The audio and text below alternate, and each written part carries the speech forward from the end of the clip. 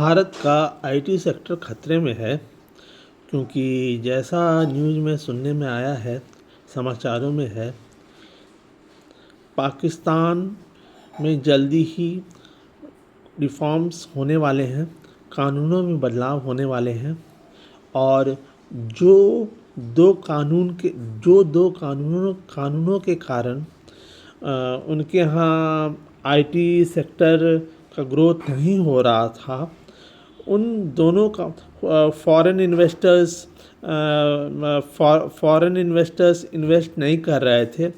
उन दोनों कानूनों को बदलने का, रिफॉर्म्स करने का, उन दोनों कानूनों को हटा देने की पूरी गुंजाइश है।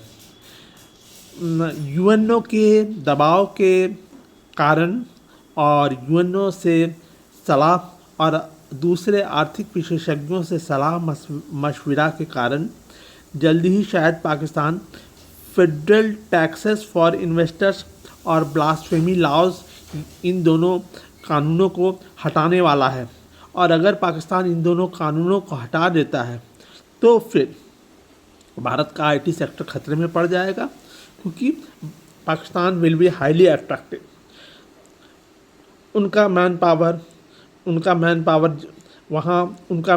ज़्यादा चीप होगा, ज़्यादा सस्ता होगा और आउटसोर्सिंग और भारत के आईटी सेक्टर के हित में ये अच्छा नहीं होगा। भारत का आईटी सेक्टर, जैसा कि आप सभी जानते हैं, $254 बिलियन के करीब का इंडस्ट्री है और अगर इसमें से 90% भी पाकिस्तान या दूसरे देशों की तरफ चला गया तो बेंगलोर, हैदराबाद पूरा बर्बाद हो जाएगा।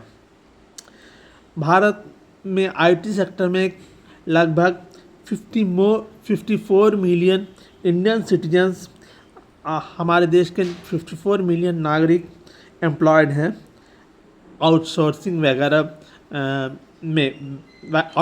वगैरह में।